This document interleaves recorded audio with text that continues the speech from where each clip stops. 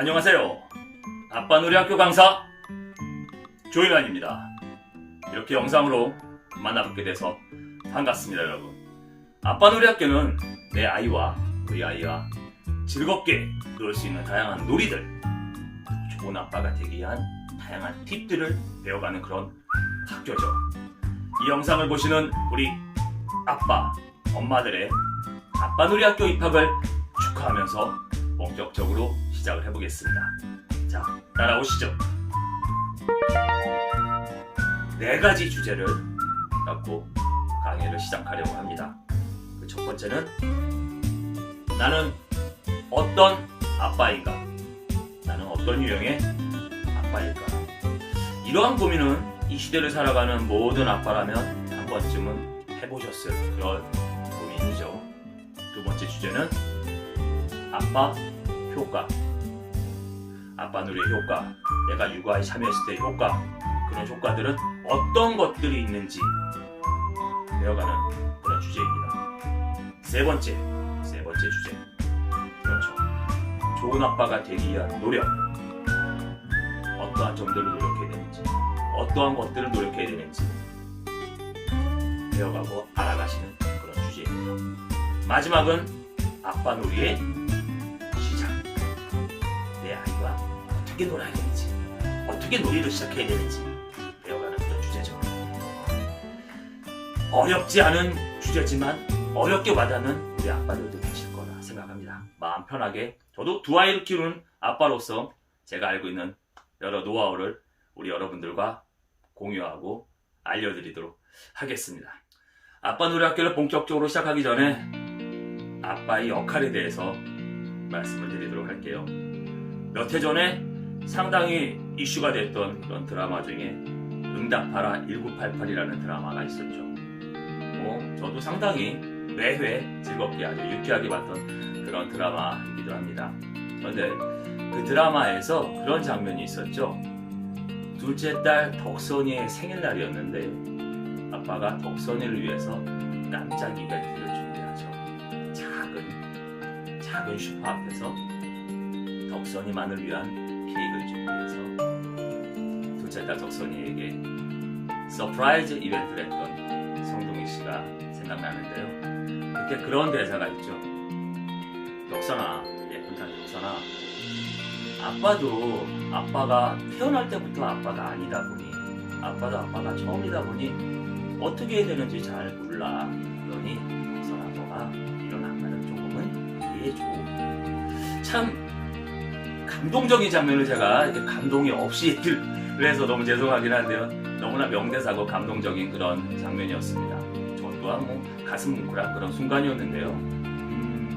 또 한편으로는 그 고등학교를 다니는 고등학생인 덕선이에게 그 긴 시간 동안 17년, 19년이라는 긴 시간 동안 아빠하고 어떤 어떤 유대관계를 맺고 지내왔었을까라는 그 뒷면에, 이면의 궁금증도 생각이 나더라고요.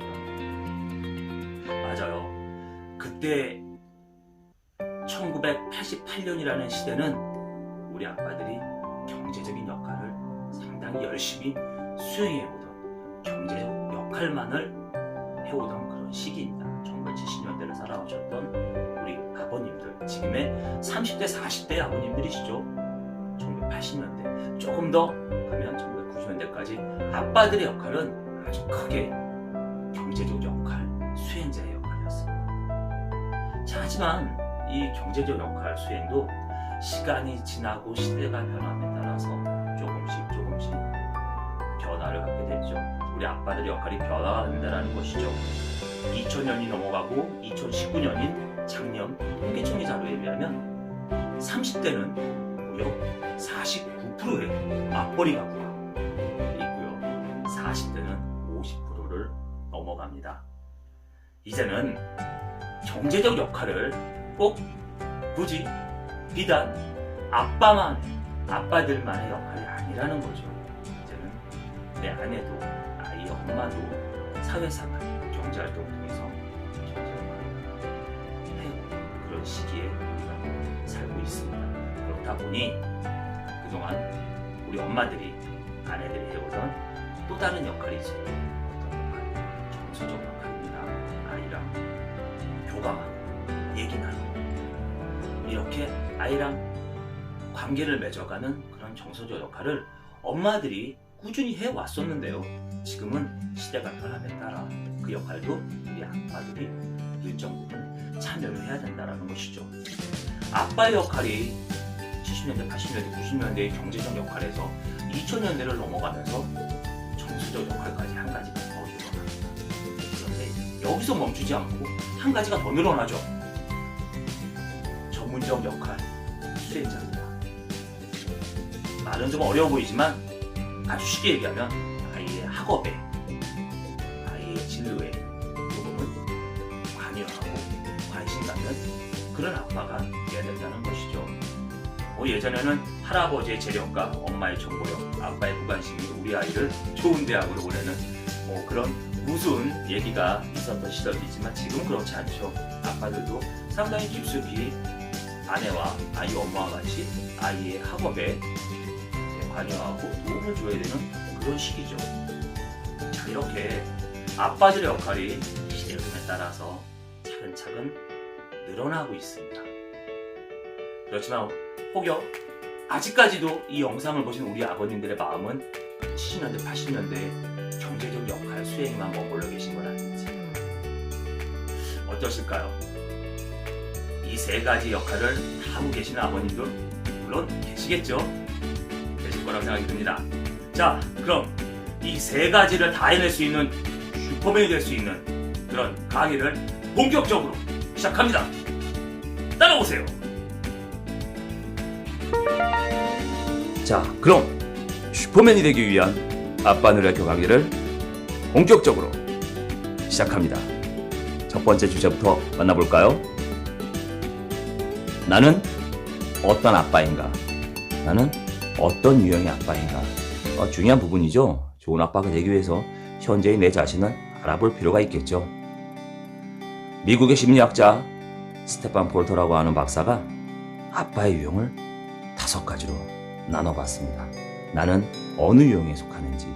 자, 한번 알아볼까요? 첫 번째, 성취주의, 성취지상주의형 아빠가 있고요. 시한폭탄형, 그리고 수동형, 부재형의 아빠, 멘토형의 아빠 5가지로 나눠봤습니다. 자, 그럼 성취지상주의형 아빠부터 좀 더 자세히 알아보도록 할게요. 겉모습과 성공에 집착하는 그런 아빠들의 유형이죠. 조금 과하게 얘기하면 목숨을 거는 그런 유형들입니다. 늘 남들에게 잘 보이려고 신경 쓰며 무엇을 해도 부각을 나타내려고 노력하는 그런 유형들의 아빠죠. 자, 이런 성취지상주의형 아빠를 둔 자녀들은 어떨까요? 그렇죠. 늘 다른 친구들보다 잘해야 한다는, 성공해야 된다는, 이겨야 된다는 그런 스트레스를 받고 있습니다. 그렇지 못한 경우에는 당연히 불안과 절망에 빠지기가 쉽죠. 제가 수업을 하다 보면 조금 다음 수준의, 조금 높은 수준의 그런 학습이나 노력을 하는 경우들이 있겠죠. 그럴 때 잘하던 아이가 갑자기 활동을 포기하는 경우가 있습니다. 그 이유를 물어보면 실패가 두려워서, 성공하지 못할까봐, 그래서 활동을 시도조차 하지 않는다라는 것이죠. 대개 성취지상주의형을 둔 그런 아빠를 둔 자녀들의 모습입니다. 두 번째, 시한폭탄형. 벌써 딱 보기만 해도 가슴에 와 닿으시죠? 빵빵 터지시는 아버님들입니다. 때와 장소를 가리지 않고 자신의 분노를, 내가 받은 스트레스를 가족들에게, 가족 구성원들에게 푸는 그런 내지르는 그런 유형이죠. 개인적으로 별로 유쾌하지 않은 그런 유형 중에 한 가지라고 생각을 합니다. 이런 시한폭탄형 아빠를 둔 자녀는 어떨까요? 맞아요. 눈치를 보겠죠.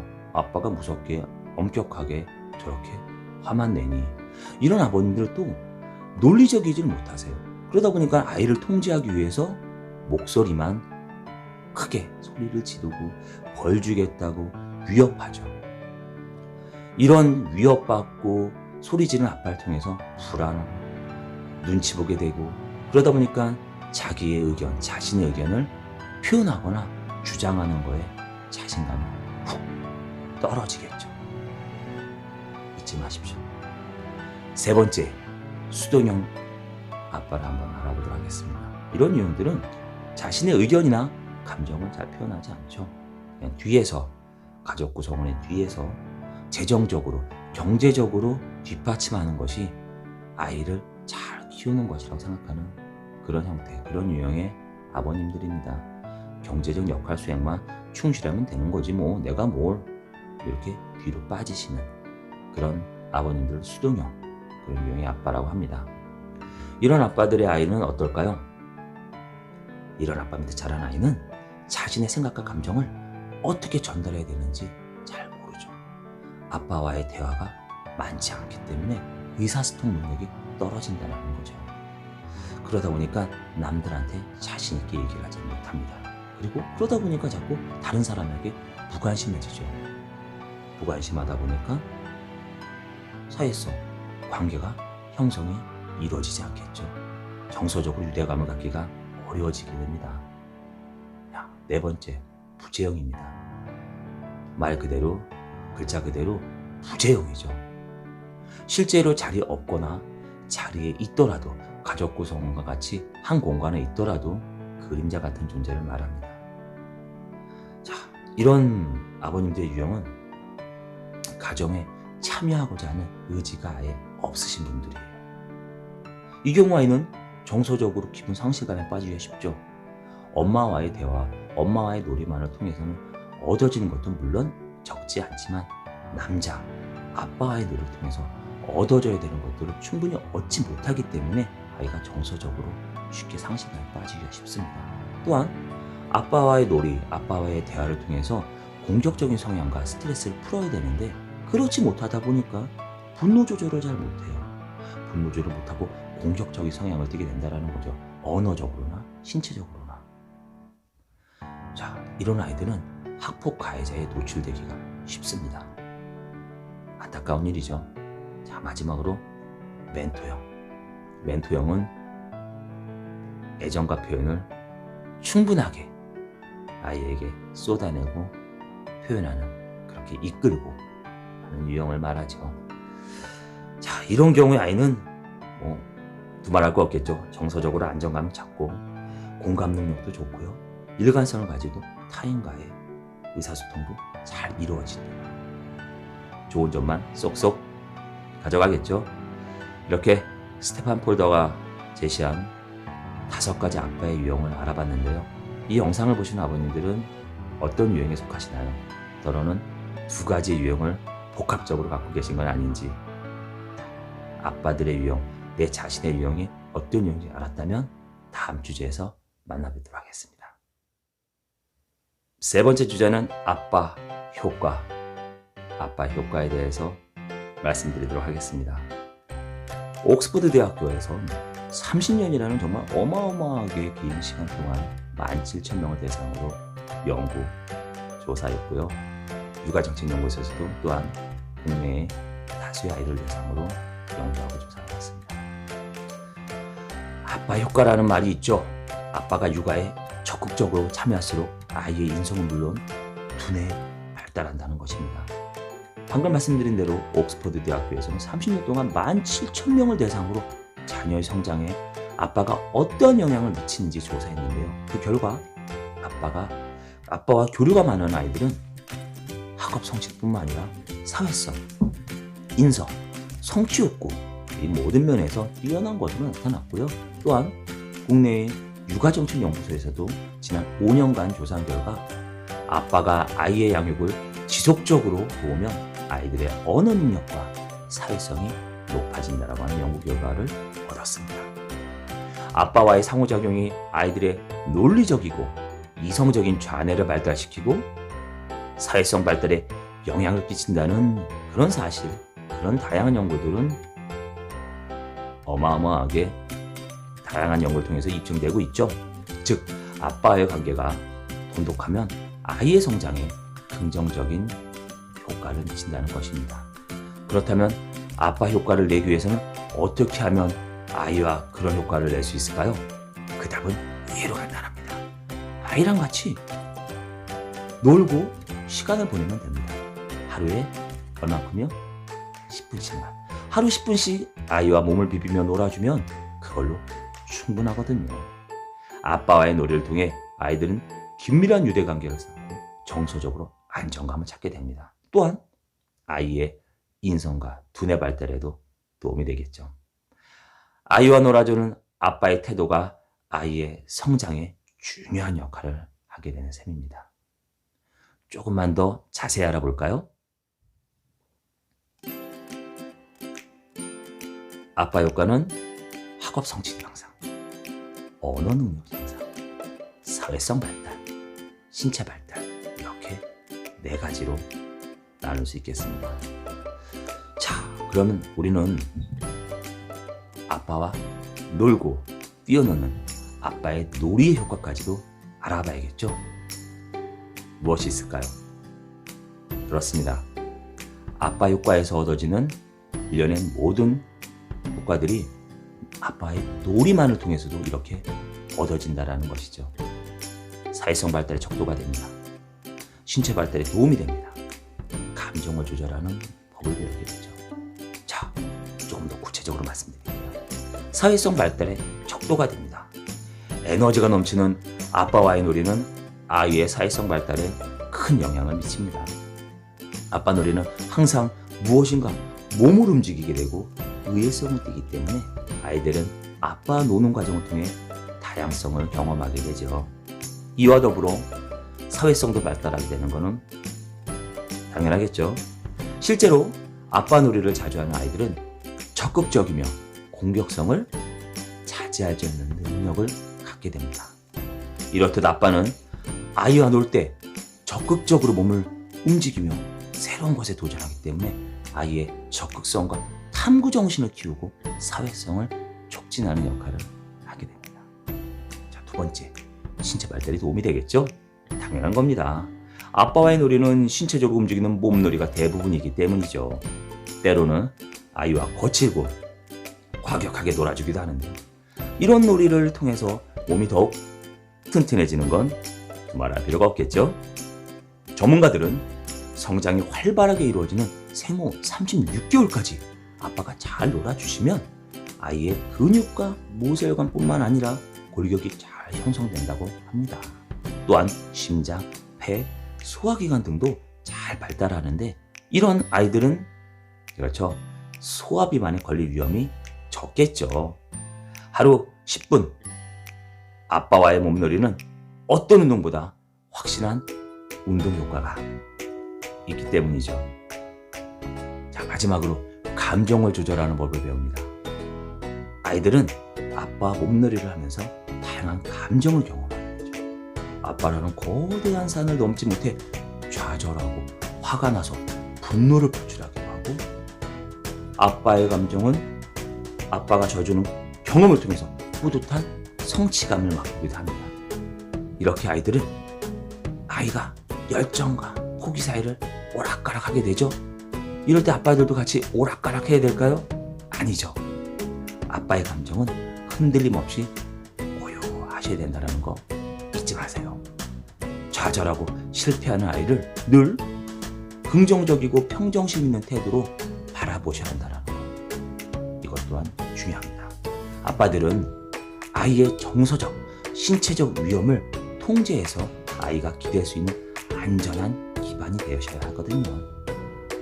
때로는 놀이에서 져주는 모습을 보임으로써 아이에게 성취감을 맛보게 하고 자존감을 높여주는 태도를 보여주는 것도 중요합니다.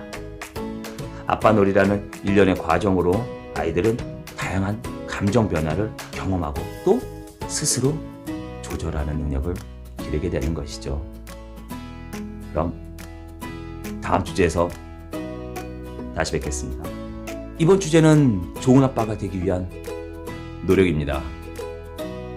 제 나름의 경험과 노하우를 이렇게 4가지로 제가 나눠봤습니다. 첫 번째가 제일 중요한 관심을 갖자. 내 가족 구성원들에게 관심을 갖는 게 그 시작이더라고요. 2번째는 아내와 대화하자입니다. 가족 구성원의 시작은 아내죠.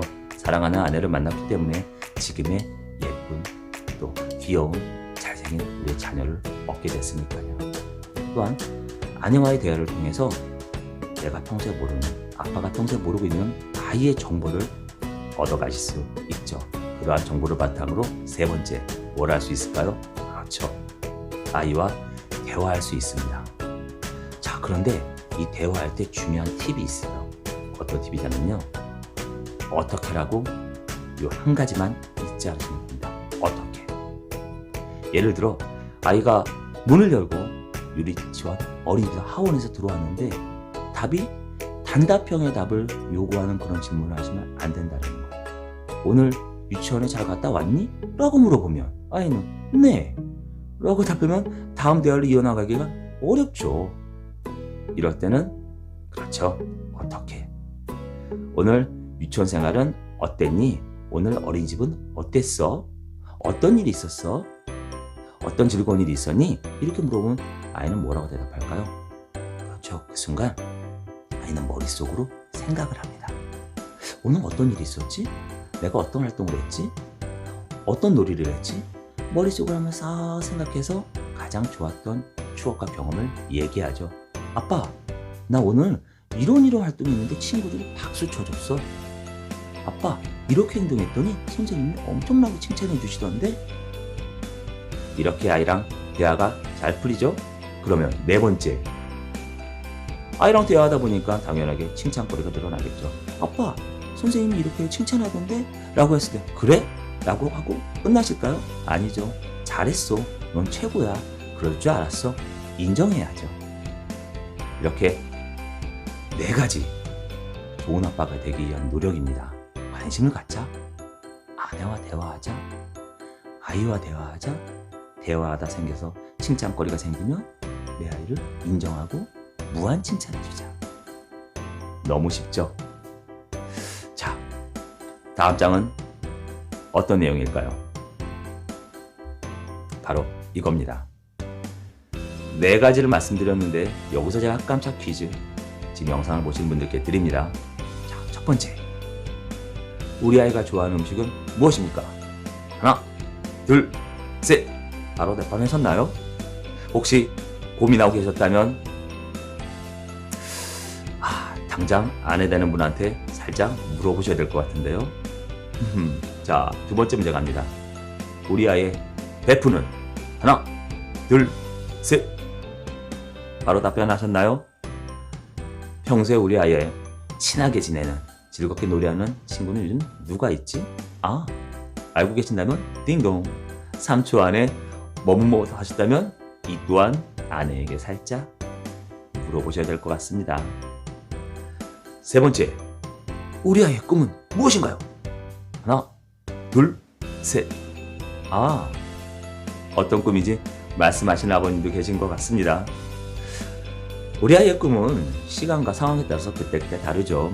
평소에 대화가 충분히 이루어지지 않았다면 우리 아이의 지금의 꿈은 아마 모르실 거라고 생각이 듭니다. 제가 얼마 전에 강의를 하면서 어떤 아버님께 똑같은 질문을 드렸더니 아버님이 이런 답변을 하시더라고요. 우리 아이의 꿈은 광역버스 운전기사라고. 광역버스 운전기사요? 라고 제가 한 번 더 여쭤봤더니 아버님과 가족들이 광역버스를 타고 어딜 좀 멀리 가고 있는데 그 운전기사분이 너무나 멋진 선글라스를 끼고 안전하게 운전하는 모습을 보면서 우리 아이가 아빠, 나 크면 버스 운전기사일 거야. 그것도 저 아저씨처럼 멋지게 광역버스. 저는 이 광역버스라는 말을 한 아이도 너무 깜짝 놀랐고요. 우리 아이의 꿈을 잊지 않고 저하고 공유해 주시고 얘기해 주신 아버님에게 엄청 감사드렸던 기억이 납니다.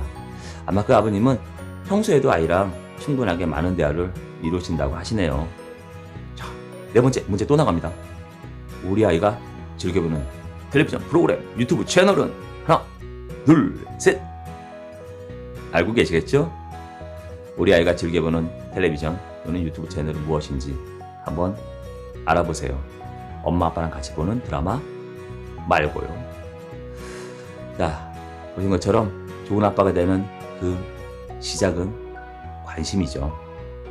제가 4가지를 말씀드렸는데 저는 좋은 아빠는 어떤 아빠일까? 라고 누가 물어본다면 저의 답변은 이렇습니다. 적극적으로 표현하는 아빠. 제가 다큐멘터리에서 이런 영상을 봤어요. 가족들이 군대 간 아들을 면회 가는 그런 장면이었는데 아빠와 그 아내 되는 분과 아마 그 군대 간 그 아들의 누나인 것 같아요. 세 가족이 먼 길을 버스 타고 가는 모습을 봤습니다.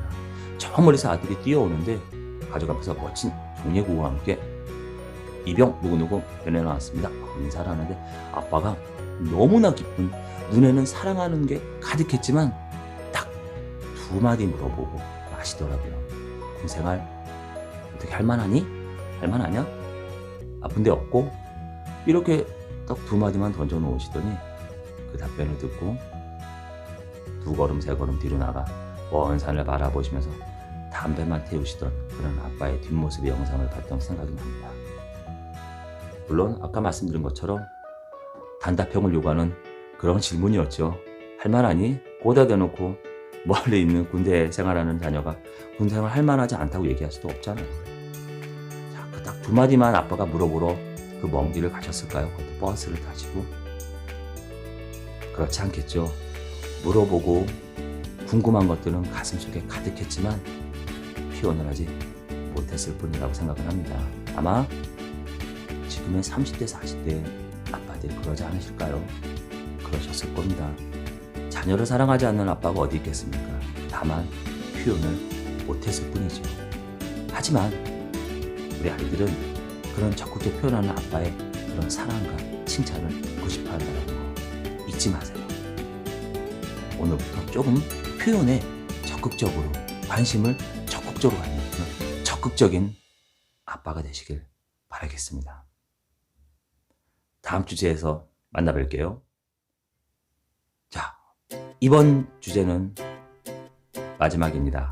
아빠 놀이의 시작. 이렇게 시작하세요. 마찬가지로 4가지로 제가 정리해왔습니다. 그 첫 번째는 놀잇감의 선택을 자유롭게 스스로 누가? 아이가 할 수 있게 도와주세요. 놀잇감을 아빠가 정해서 한다면 그거는 아이가 원하는 그런 재미있는 놀이가 될 수 없습니다. 놀잇감의 선택은 아이가 직접 할 수 있게 도와주시는 게 중요하고요. 혹여 조금 엄마가 아끼는 물건 아니면 아빠가 아끼는 물건에 손을 대더라도 아이에게 괜찮다고 놀이 끝나고 잘 갖다 놓을 수 있도록 해보자 라고 권유하거나 얘기하는 거 잊지 마시고요. 2번째는 놀이의 변화를 추구합니다. 여기에서는 역할의 변화도 있고 도구의 변화, 또 쓰진 않았지만 장소의 변화도 포함이 됩니다. 역할의 변화 너무나 간단하죠. 술래, 아빠가 술래였으면 이번엔 아이가 술래를 하고, 아빠가 잡는 역할이었으면 다음에는 아이가 잡는 역할을 하면 되겠죠. 도구의 변화는 어떤 것을 도구의 변화라고 할까요? 가령 태권도 펀치, 정권지르기 연습을 하는데 처음에는 주변에 있던 쿠션이나 베개를 들었어. 여기다 한번 해봐. 야, 오 너무 잘하는데 좀 더 큰 베개를 갖고 와서 도구로 바꿔보죠. 와 정말 잘한다. 이번에는 어떤 거? 그래, 아빠가 이면지를 준비해왔다. 아빠 종이를 준비해왔어. 한번 격파할 수 있겠어? 종이장 격파도 하는 거죠. 이렇게 도구의 변화를 갖게 됨으로써 아이는 놀이에 조금 더 재미와 조금 더 집중을 할 수 있는 시간이 길어진다는 것입니다. 진짜 놀이를 하셔야 된다는 거죠. 3번째, 놀이의 시작과 끝을 정해야겠죠. 앞에서 10분만 해도 그 효과가 있는데 그렇다고 해서 난 더 많은 효과를 줘야 되니까 하루에 막 2시간씩 할 거야. 이렇게 하다 보면은 다음날 출근하시기가 힘드실 수 있겠죠. 적당한 시간, 적당한 놀이를 해야 되는데요. 그 시작과 끝을 정하기가 참 어렵습니다. 저는 개인적으로 남자가 할 수 있는 최고의 스킨십은 하이파이브라고 생각합니다. 놀이를 시작할 때, 자 그럼 놀이를 한번 시작해볼까? 하이파이브. 중간중간에 아이가 너무나 활동을 잘해주면 칭찬해야죠. 잘했어, 하이파이브. 정말 멋진데? 양손으로 하이파이브. 놀이를 끝내야겠죠. 오늘 이런 활동으로 이런 놀이 우리 했는데 너무 잘했어. 아빠도 너무 즐거웠고 오늘 기분 어땠어? 그렇지? 다음에 또 한 번 하는 거야. 다음에 또 만나? 다음에 또 하자. 하이파이브. 남자가 할 수 있는, 아빠가 할 수 있는 최고의 스킨십 하이파이브. 잊지 마세요. 마지막으로 웃자 또는 연기하자 이렇게 제가 적었습니다. 아이랑 이 놀이가 놀이로서 끝나야 되는데 이 놀이를 자꾸 아버님들이 또는 엄마들이 학습으로 이어가시는 분들이 꽤 있으세요. 가령 탑 쌓기를 할 때, 블록 쌓기를 하는데 처음에는 기분 좋게 하다가 몇 번 잡고 탑이 쓰러지게 되면 아빠 목소리에 톤이 올라가죠. 야, 그거 밑에 이렇게 쌓으면 됐잖아. 이거 넓게 이거 왜 이렇게 안 돼? 이게 안 보여? 이게 어려워? 이렇게 되는 거죠. 단순하게 그냥 쌓으면 되는 그런 놀이일 뿐인데 학습으로 끌고 가시기 때문에 밑에를 넓게 만들어. 점점 좁아지는 거잖아. 너 책도 안 봤니? 이렇게 돼버리는 거죠. 그럼 아이는 아빠랑 놀이하지 않죠. 놀이는 놀이일 뿐입니다. 웃으면서 잘 안 됐더라도 실패했더라도 아이가 좌절하지 않게 아이의 감정을 잘 조절해 줘야 된다는 거 앞에서도 여러 번 말씀드렸죠. 놀이는 놀이일 뿐입니다. 중간중간에 아이의 활동에, 아이의 행동에 오버해서 표정 연기하시는 거 잊지 마시고요. 자, 이렇게 해서 저랑 오늘 아빠 놀이 학교라는 이런 강의를 끝까지 잘 들어주시고 봐주셔서 시청해주셔서 감사합니다. 아빠 놀이는 어렵지가 않습니다. 물론 하루에 10분이 어려우실 수도 있겠죠. 그렇지만 아이가 10살이 되기 전까지 아이랑 노는 시간이 충분히 이루어지지 않으면 정말 놀아주고 싶을 때 아이는 떠나버린다는 거 잊지 마십시오. 아이가 훌쩍 커버렸을 땐 그때 가서 아이랑 놀아주려고 내가 시간을 아무리 내어도 그동안의 관계 형성이 충분히 이루어지지 않았다면 아이는 아빠랑 놀지 않거나 아빠랑 대화하지 않으려고 합니다. 10살을 넘기지 마세요. 지금부터 아이에게 관심을 갖고 아이에게 적극적으로 표현하는 그런 아빠가 되시기 바랍니다. 시청해 주시고 들어주셔서 감사합니다. 우리 아빠들 화이팅!